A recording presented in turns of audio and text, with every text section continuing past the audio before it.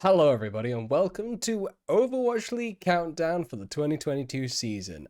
My name is Jake, I am your host, and I've got some really interesting teams to talk about today. But before we do that, we record this every single week over on twitch.tv/Jake Helios. If you want to come and have a look at it live, if you'd like to come and ask some questions about anything that I'm talking about, jump on in.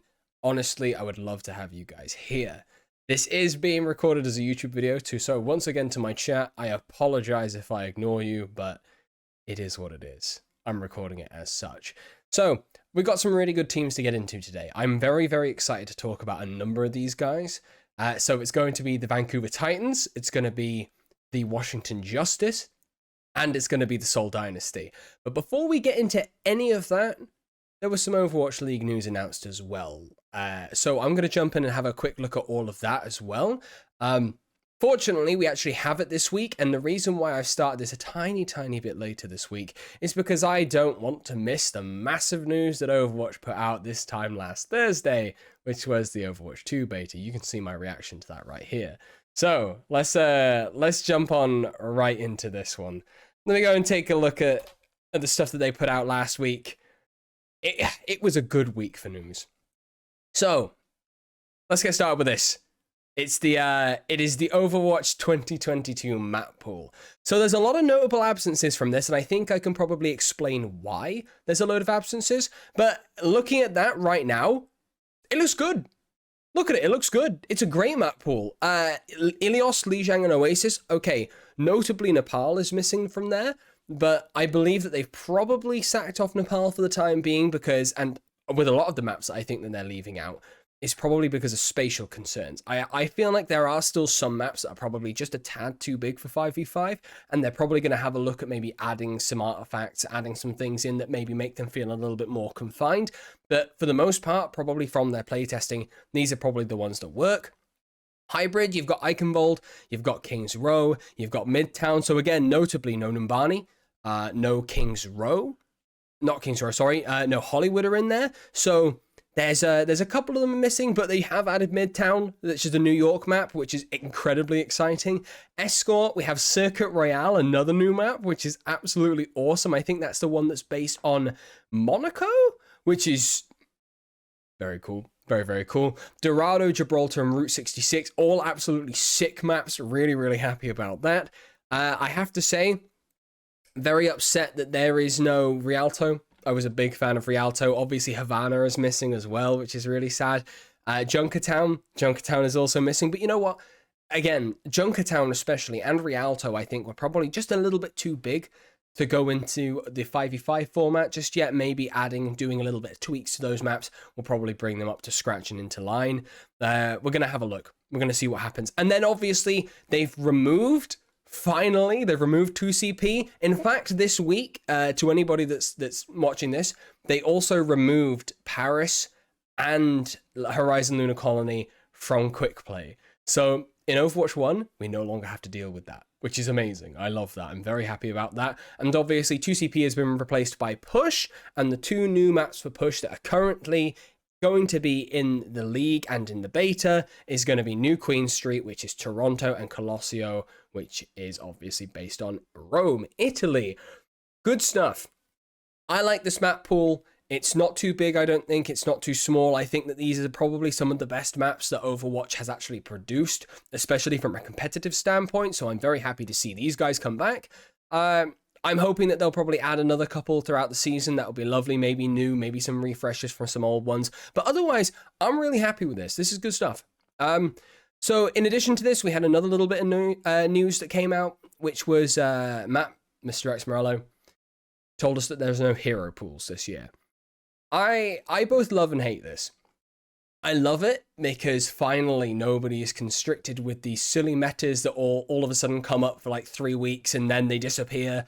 That's great. That's really good for the scene. And it makes sense. If you're going into a new game, if people are still trying to figure out what the hell works the best and what the hell's going to be the best thing, you don't want to constrict them by removing heroes. Like, can you imagine if they removed Sojourn in the first week, or another new hero, or like the reworked Doomfist or Orisa? You know, that's just not it, is it? So no hero pools is good, but obviously if the game gets itself into a state again whereby there's one thing being picked all the time, or there's one dominant meta that's going to just encompass an entire year like Double Shield sort of did, or GOAT, then hero pools will probably come back. But starting without it is a good thing.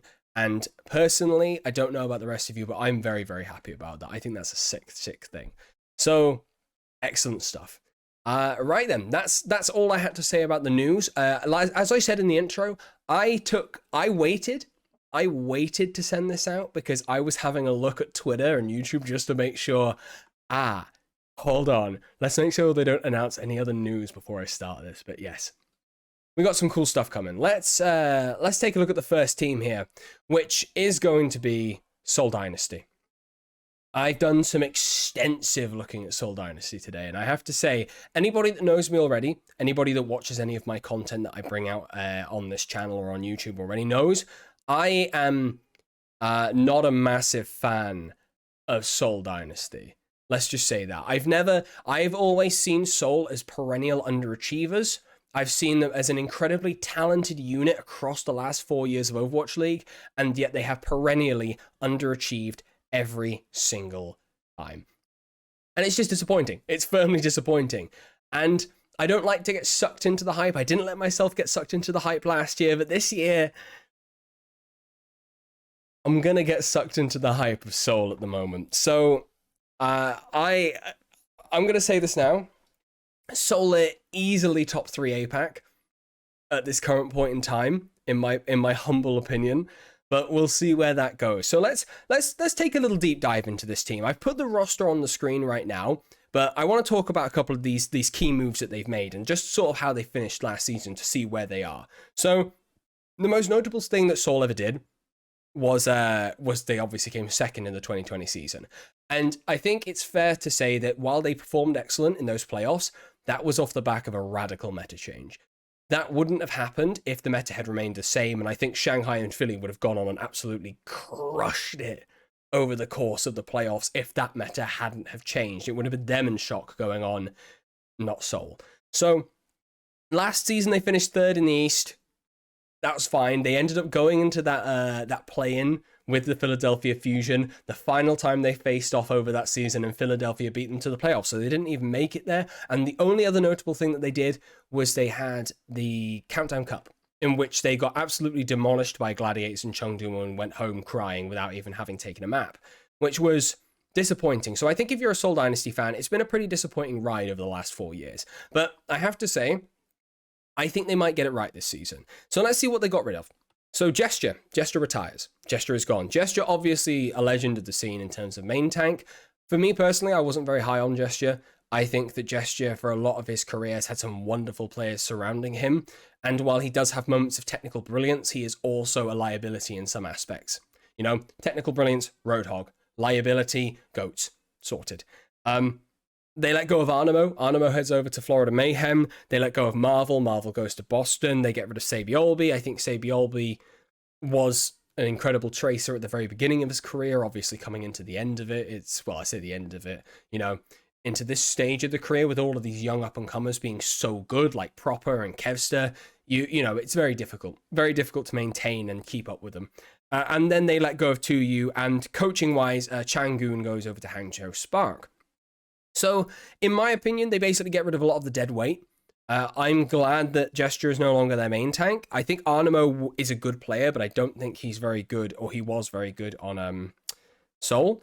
And obviously, Sabiolby, 2U didn't have a very strong season, and it's disappointing to see Marvel go. I thought Marvel was actually better than Gesture on Seoul, but tenure comes to an end. He's not that top tier main tank that's going to take you to the big time. And what do? Who do they bring in? Who do they bring in to solve this issue? They bring in goddamn Smurf. And do you want to know something? This is one of the best pieces of business that any team has actually done, period. I've been going through Smurf VODs today like it's nobody's business. I've been watching him do his ranked VODs. I've been watching him do his San Francisco VODs. And oh my lord, he is genuinely just so good at the game. Smurf is just brilliant. So I have to say, I have some questions over the versatility of Smurf. Obviously, in a public sense, in the public eye, we've only ever seen him really play the monkey. We know that he can play that Reinhardt to a competent degree. We also know that he can play the Orisa to a competent degree. Any main tank he has, he's fine to good at, but obviously I think his monkey is where he shines. The Winston role is really good for him. We maybe don't know how he's going to be on the off-tank roles, or, well, I guess just other tank roles at this current point in time. But we will simply just have to see. One thing I will say about Smurf is that he's incredibly proactive. He's an incredibly intelligent player, and he is a shot caller in what he does. So having somebody at that front line for Seoul that's actually dictating the shots maybe takes away that weird variance that they sometimes have in the middle of the season. You know, like they have a great roster last year, and then they're able to still go 2-0 down to the Guangzhou Charge and then bring it back to 3-2. Like, and that's just off the back of profit carrying and stuff like that. So I don't necessarily trust Seoul with just, with Smurf being the main pickup, but I have to say, out of all the tanks that they've had, I'm more confident about Smurf than I am about anyone else. And that includes Gesture, that includes Miro, that includes Fisher, and I frigging love Fisher, Seoul have found ways to mess up even when they've had quality main tanks in their role. But I think that Smurf is probably the least likely to underperform on this team, if you guys know what I'm saying. If you have a different opinion, just drop it, and I will obviously answer all of this when I get to the end of the recorded segment. But honestly, I love this pickup. Looking at the rest of it, let's look at the rest of the bits they keep. They keep creative. Creative is now even more important since the signing of Jonak obviously falls through, because you sign Jonak and then unfortunately he is chosen to take a break from the league this year. That's very difficult for Jonak. I was really looking forward to seeing him in Seoul. I was hoping that he would get sort of like a breath of fresh air from having maybe more talented players around him, people to give him more space to pop off like he did in 2018, because Jonak is still a top flex support. Easily. Like, he is the one that defined how you play that role. So seeing him pop off again would have been wonderful, but we wish him all the best. And you keep Fits and Profit. Now, I've just had a glance down at my chat, and to the new dude in the chat, it's really, really good to see you. I agree entirely with what he's just said, which is that Fits and Profit are probably the second best DPS duo in APAC. Yeah, Fits and Profit, keeping those two on board is vital in 5v5, because if DPS heroes are going to have so much more space and freedom to work, these two, without a main tank or an off tank, to peel, for your backline, are going to be running riot. I don't think it's an unorthodox take to sit here and say that Prophet is the best DPS player to grace the game. He is the most consistent. He has done it at the highest level for the longest time, and setting him free in a way is just... it's going to be incredible. They are fantastic. But that being said, they have backed them up with an extra player in Stalker. So, Stalker basically comes straight up from Gen G. Gen G haven't really had a great year, in my opinion. They've been kind of middling in Korean contenders. They obviously haven't jumped to the heights that O2 Blast, that Talon, that T1 have jumped to this season, like WGS Phoenix last season as well. But they've been fine. And Stalker has been... serviceable. He's been pretty good. Like, he's a good player. I've seen him play a lot of the Tracer role in a lot of the VODs. Like, he's a good little hit scan player. I think that if he has to come in, he'll do a job.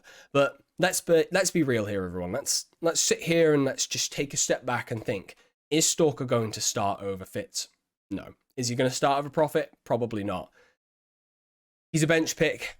He's a bench promotion. I wouldn't be surprised if he gets a two-way contract, and I think that's fine. If he gets a two-way contract, I think that's really good for him. I would hope he does, actually, because then he gets to, keep developing himself. He's still young. He's only like 18. So good for him. Really good for him.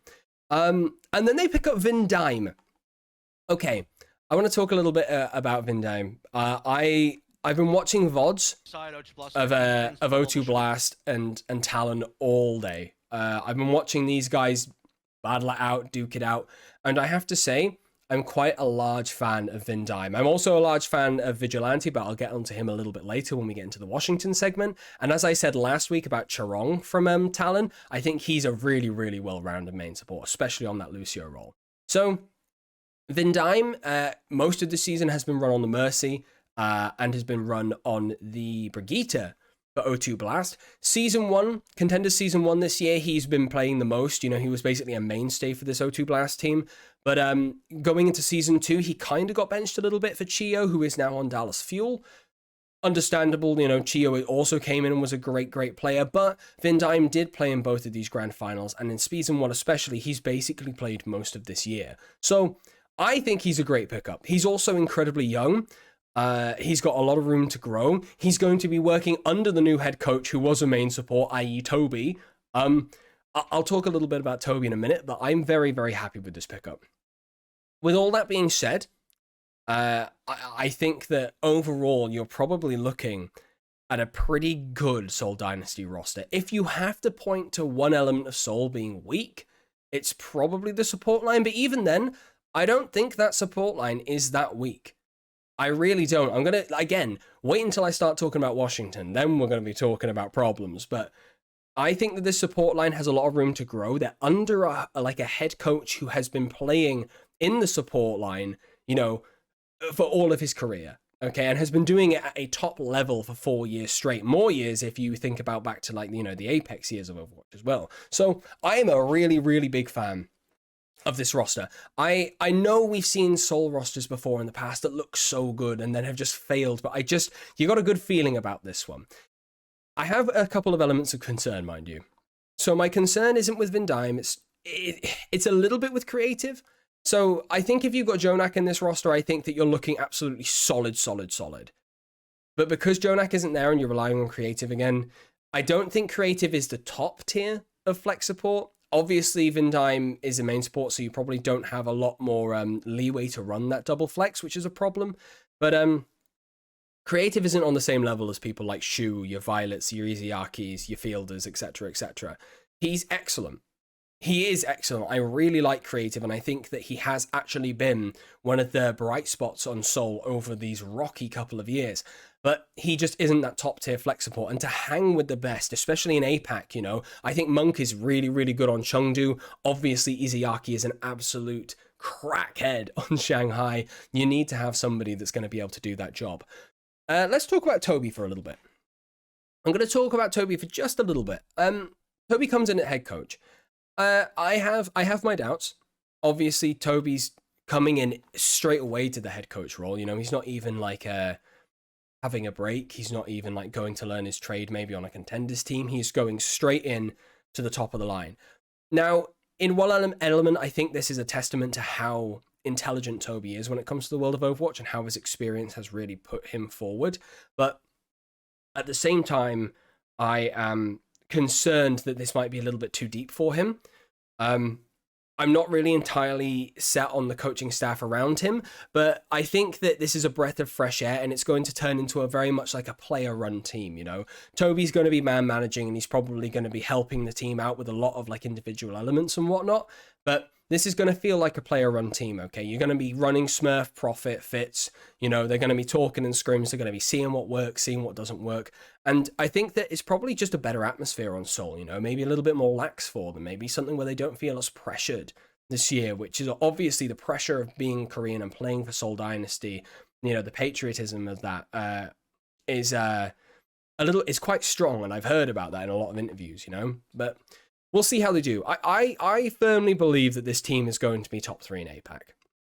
Do I think they can hang with Shanghai? No.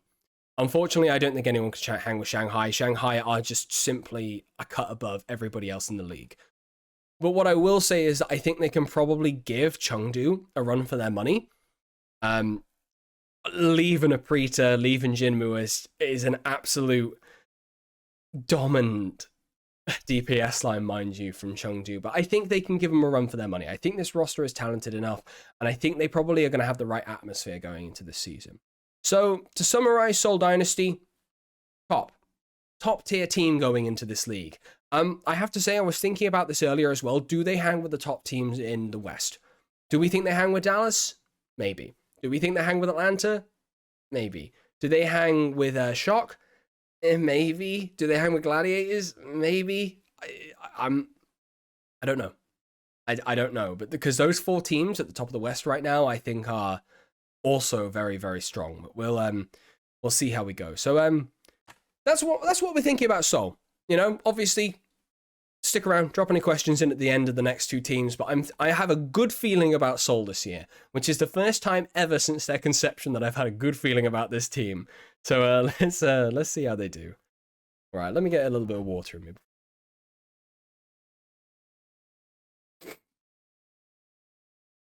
Okay, then. Let's go on to a slightly more negative light. Because I feel like, you know, the way that I do this to anyone that's new coming into this is that I tend to look at, you know, somebody who is a top tier team and then something that I think is probably middling and something that's maybe bottom. I've actually gone for a top and two potentially middling teams, but I'll let you decide who the middling team is really this time. So let's go on to the ever-present, the ever-debatable, the ever-inconsistent Washington Justice. Take a look at that roster. Take a look at that roster. I watched a video from Deepe a couple of weeks back on this team.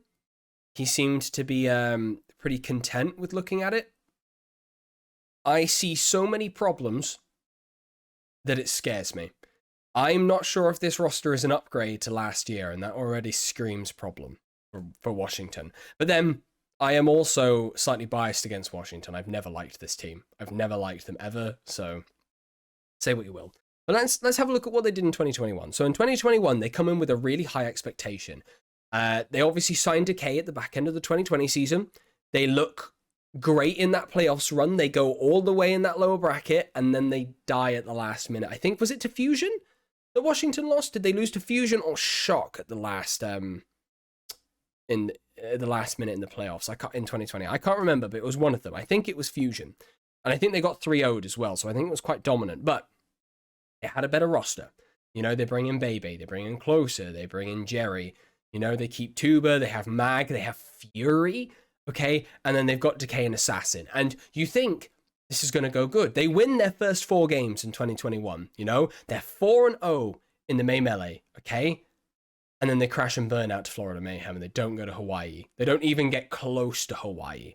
They just play themselves into the playoffs by beating Houston 3-2. They divert to monkey comps. They divert to that really, really, you know, Lucio Moira, heavy dive, you know, heavy zombie comp kind of stuff. And then what happens? They die. They just completely implode.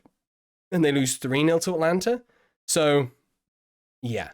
I think Washington had some incredible plays last year. Notably, I remember the performance that Assassin gave on Sombra against Gladiators last year, which was absolutely phenomenal. But at the same time, I also remember the performance that Assassin gave on Sombra against Houston last year. Oh boy. Oh boy. So yeah, this team, let's just say that this team hasn't had a great year. And I don't feel confident with them going into 2022. So let's talk about the roster changes first. Firstly, Fury is out. Fury has left and he has gone back to Philadelphia Fusion. I typically wouldn't do this in the middle of the video, but someone's saying, so you're saying that Assassin isn't exactly Lip? Good God. Oh, man. Oh, that's funny. I rate that. Dude, Lip is on another level of Sombra, isn't he? So, Fury goes to Philadelphia. Fury goes back to Philadelphia. Fury is absolutely incredible, man. This is a massive loss for this team, losing Fury's versatility and his experience. He's been replaced with Kalios. I'll get onto that in a minute, but I don't think that's terrible. But, you know, losing Fury is a massive blow already. They axe Baby and Closer. I kind of understand that. I think Baby and Closer weren't the all-star support duo that you needed to propel the Justice to the top of NA. So letting them go onto pastures new is probably a good thing for this team. They axed Jerry and Tuba. Fair enough. Like, Jerry didn't really play because Decay exists. And Tuba played Brig more than anything else because Closer couldn't play Brig. So what do you want to do? So yeah, that's the ones that they let go. Those are the pieces they let go. And who do they bring in? They bring in, first of all, let's talk about the good stuff. Here's the good stuff the Justice have done this season. First thing is Happy. Happy's bloody brilliant. I wouldn't be surprised. And now, look, here's the thing. Everybody knows that Decay is a top-tier talent. Everyone knows that Decay is hyper-flexible. He's on that Prophet Fletter level of being incredibly individually talented. But yet, my problem with Decay is I think his head is way too big. Like, we've seen him implode on Gladiators and leave the team. We've seen him implode on Dallas and leave the team. And we've seen him be benched on this Washington roster. I don't know where to stand with this player, because you know that he has the mechanical potential of being one of the best like DPS to grace the planet, but at the same time, his head is simply too big. It is simply too big, and I do not trust him on this team. You know, in 5v5, you have a lot more leeway to make these individual plays, probably. You know, as I've already said with Prophet, you have a lot less pressure on you, and you have a lot more freedom to go after that backline to really turn a fight on your lonesome. Maybe this is the year that he really, really comes into it, but I'm concerned. So let's just start with that. So bringing Happy in, maybe Assassin gets a little bit better coaching and Assassin actually performs better this season. Like, he's a good flex player. He had some absolutely awful moments, but then I don't think the coaching's very good on this team anyway. So hopefully he steps it up this year. Hopefully he gets back to like what his best was in Contenders, but I have my personal doubts. But we'll see. So you bring in Happy, an uber consistent, top tier hit scan player that works hard, that is good at communication. This is a really good pick. He can flex onto that Tracer. I really, really, really like this pickup. I'm surprised Houston let him go, but fair enough. He goes, he goes. He's a good pickup for this team, and I would expect him to play every single game, and I hope he does, because he's a really good pickup. The next really good pickup they make is Vigilante. And I know I've been playing this VOD a little bit in the background quite a lot, but I will try and skip round to some of Vigilante's Zenyatta. Because I have to say, his Zenyatta is fucking brilliant. Okay, we're not going to get... Maybe this is a different VOD. This might be their first matchup, not their second.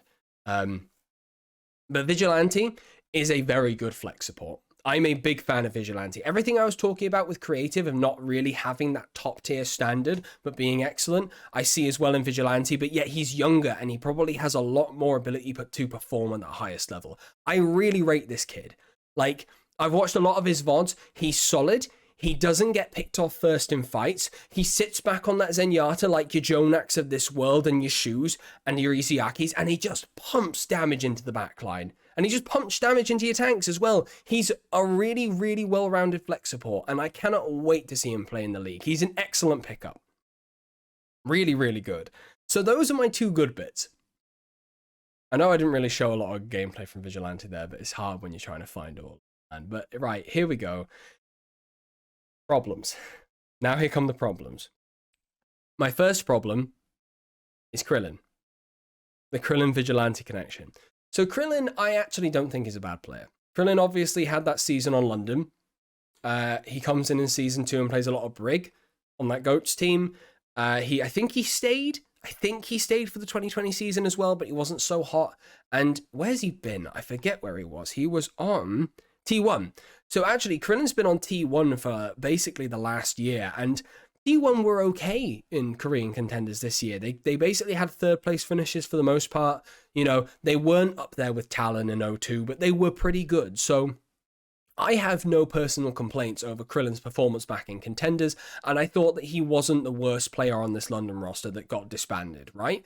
So he's coming in and he's filling a role, okay? He was probably akin to the Skewed that Gladiators had as that second flex support, except Skewed, I think, ended up proving everybody that he was far, far better on both flex and that Brigitte role. Like, okay, slight tangent, Skewed is the best Brigitte, bar none. And Lee Jae-gon is definitely up there with him, but it's those two bar none. That's it. That's all I will say on that. So, is Krillin that kind of impact player?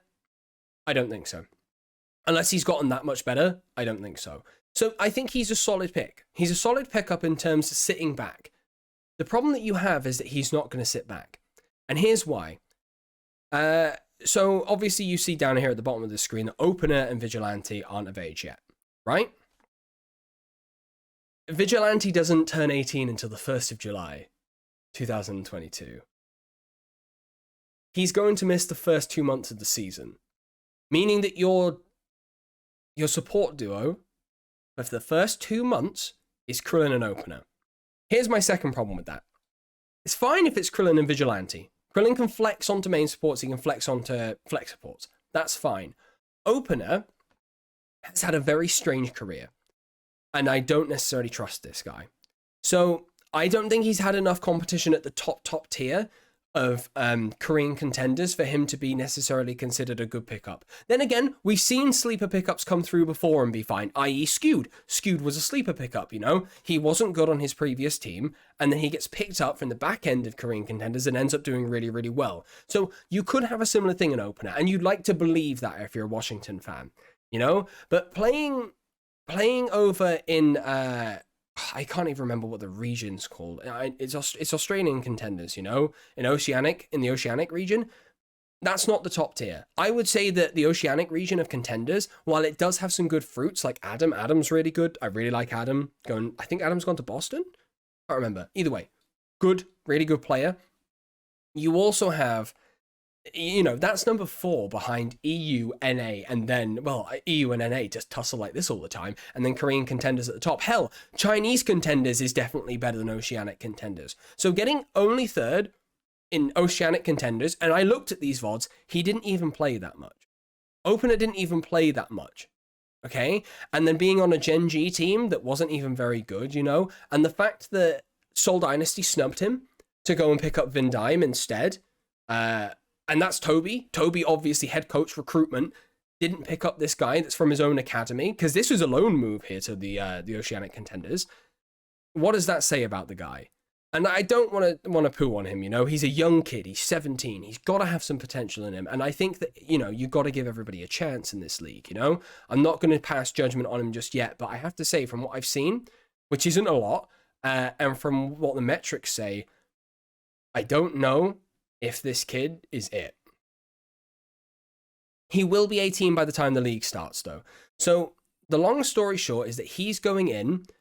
he is going in with Krillin in that backline for at the very least the first 2 months on repeat.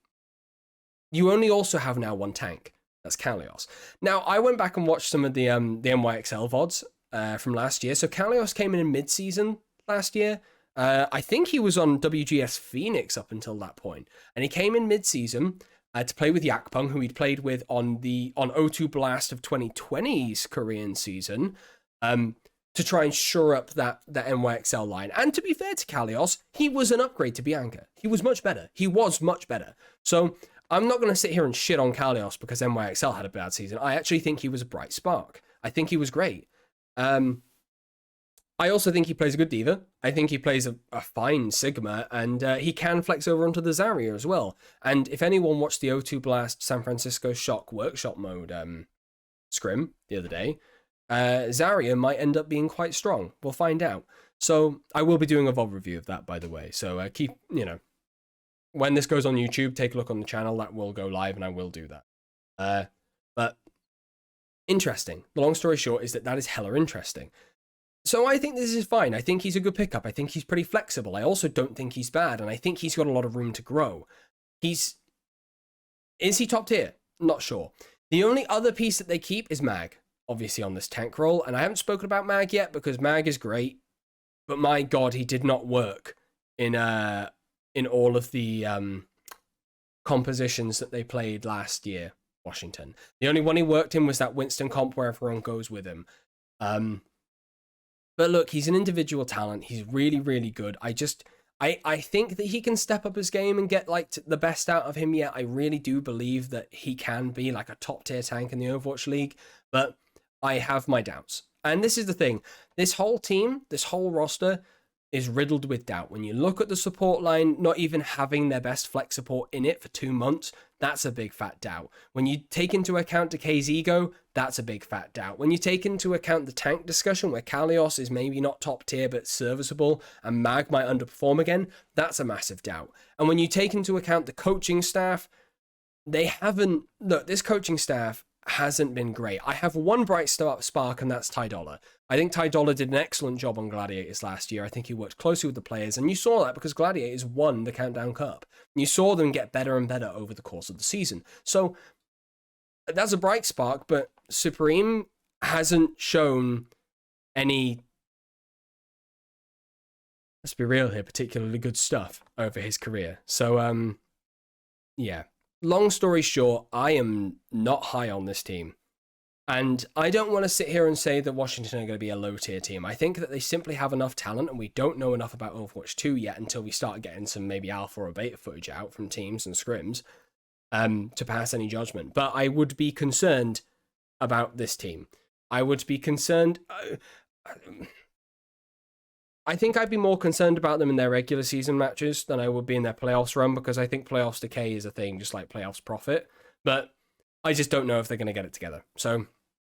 you know, say what you will, this is a middling team or a low-tier team to me. I'm very low on this Washington Justice team, and they have never given me a reason, you know, for me to sit here and think otherwise. And I don't think that these pickups suggest enough that they have a reason to be anything other.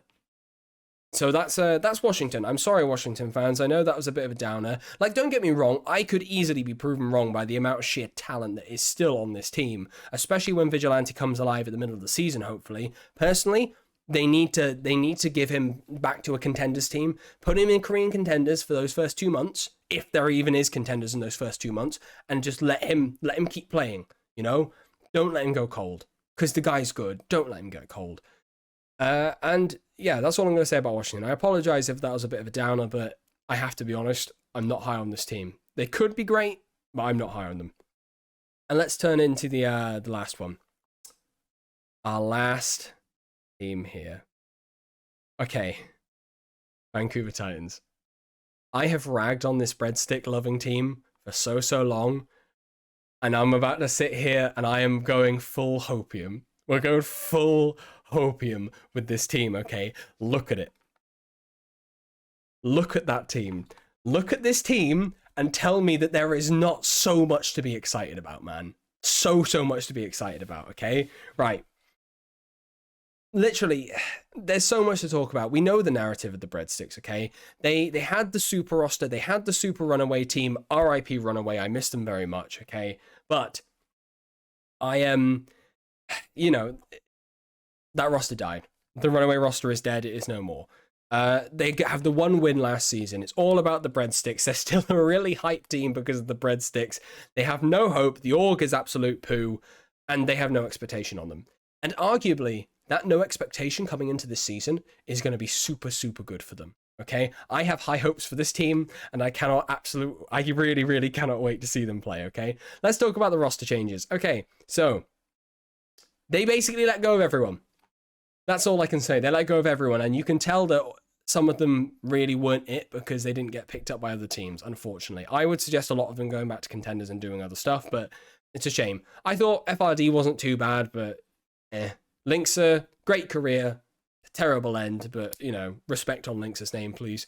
Fire, Changsik, he was fine when Changsik came on. He was better than Shredlock, fine. Teru, I thought Teru had some great moments as well, but RIP Teru. Rolf was not it at all. Dalton, I thought Dalton was fine. Dalton actually played for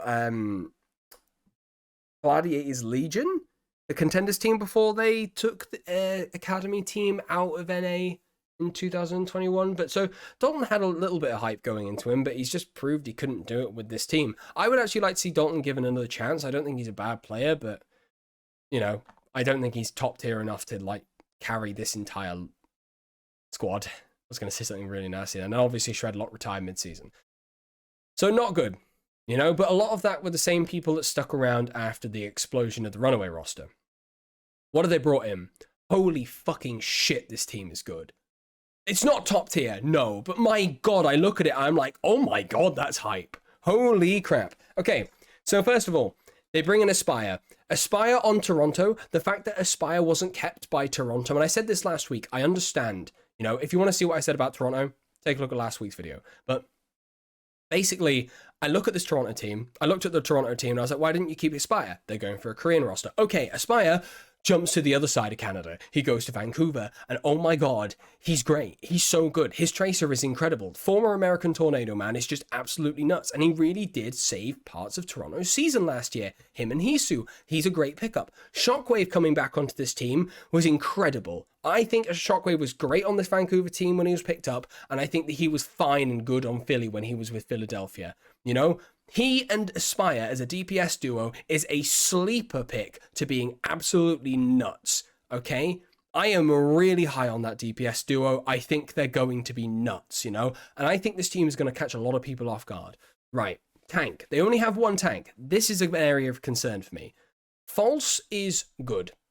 Take a look at this, right? This is basically... Back into business. Loud. Okay, cool. Okay. This is basically American Tornado playing against Odyssey in the middle of last year, okay? Aspire at this point in time was still on the team. And you can see up here that you've also got what is now the Atlanta support line, OG and Ultraviolet, and you also have Reiner, who's now on Gladiators, and you have False, who is now on Vancouver. False is he's a good off tank. He is a good off tank. All of these players on this American Tornado roster can just turn up the gears whenever they want and just get good, man. Now, a lot of people said that about British Hurricane. I was very high on British Hurricane as well when they came into the league last year, and look how that turned out. That really hurt. But I personally have a lot of hope for False, and I have a lot of hope for Aspire, and I have a lot of hope for all of the American Tornado boys as they come into the league. So let's just hope that they do well. But False is serviceable. He's a good mechanically gifted tank. I don't know if he can flex to the main tank roles. That's where I would be a little bit concerned. But if I've heard anything about Reiner, which Reiner can flex to those off-tank roles and he's very versatile, then I would expect the fact that False can probably do the same. So let's simply just hold our judgment on False here, and I think this is a good pickup. Okay. They pick up another DPS in Psycho. His name's Psycho, isn't it? I didn't actually get the VOD of Psycho up here, so you can just keep watching Aspire and False pop off. But basically, Psycho was... Where was Psycho playing? I've got it here. Psycho was playing for Falcon Esports, who ended up winning EU contenders this year.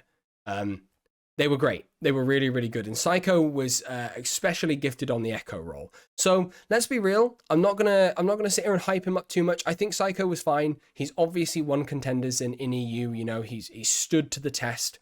But he's going to be behind Shockwave on the Echo. And he's going to be behind Aspire on Tracer anyway. So Psycho's probably there as a good old backup player. He's probably going to be there to learn some of the new things. Maybe he picks up the Sojourn. Maybe he picks up some other stuff. So solid. All solid. Absolutely solid, you know? Good squad pick behind two absolutely sick DPS players and a decent tank. Fine. This is good. Now let's look at the support line. Okay. Aztac.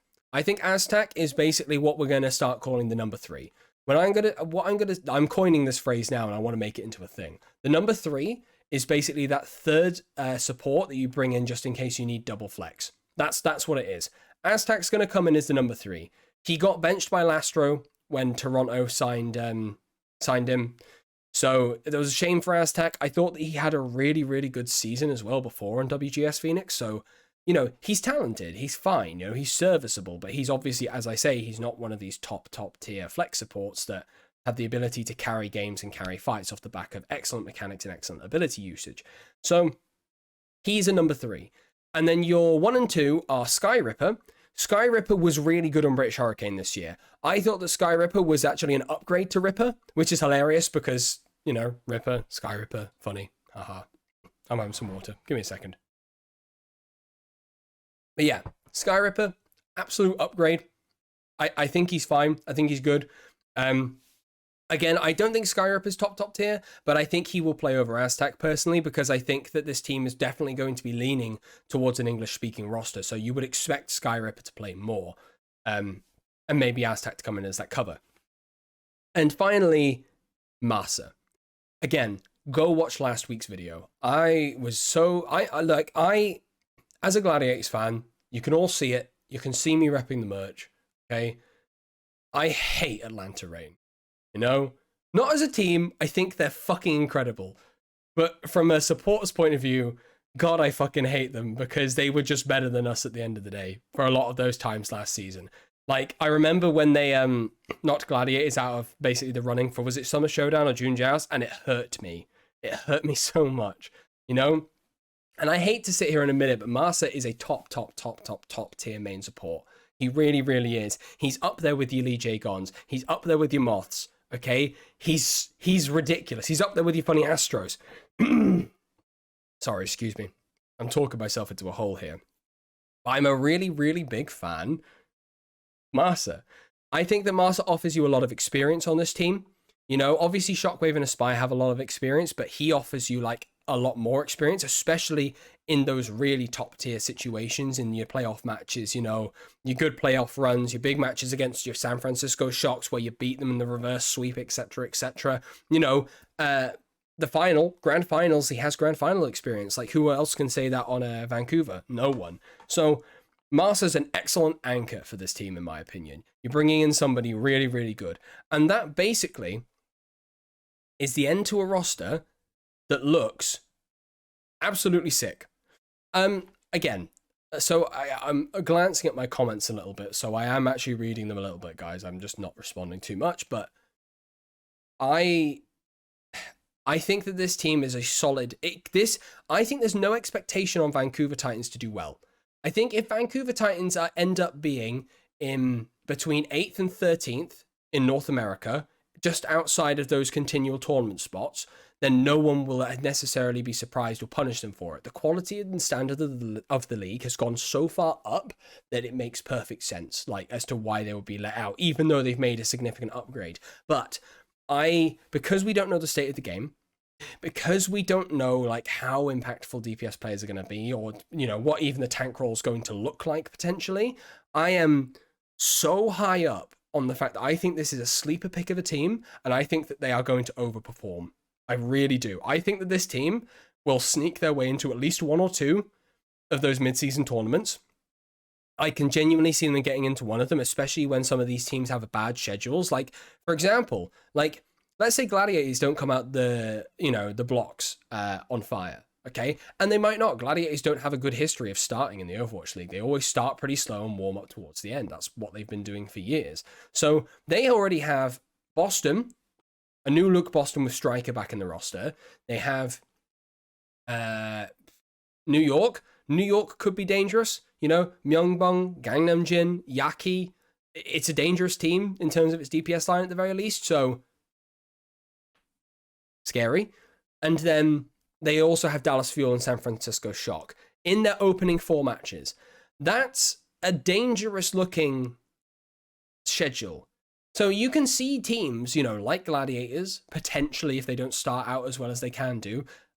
Maybe even like your Washingtons. I mean, this is what I'm saying. Who's the middle team, Vancouver or Washington? You don't know, you know. Maybe Toronto don't hit the form that I expect them to hit, etc., etc. And you can find yourself as Vancouver easily in one of those positions. So, yeah, I'm really high on this team. The fact that they have no expectations on them, and the fact that they have this much raw, young talent with a little bit of experience at the core, just to me sings a song of, wow, this might be a perfect storm.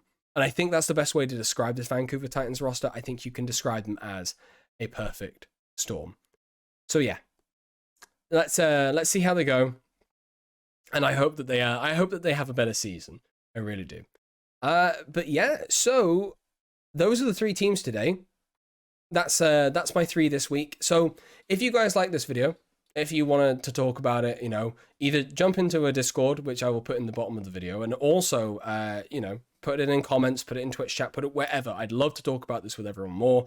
I've really enjoyed this, and talk to me about who you would like next week as well for the teams. I can't wait. I really, really can't wait, you know. I'm thinking next week we jump into a little bit of Shanghai, potentially, but we'll see. We'll have a look. Until then, thank you very much for watching, and I'll catch you all next week. See you later.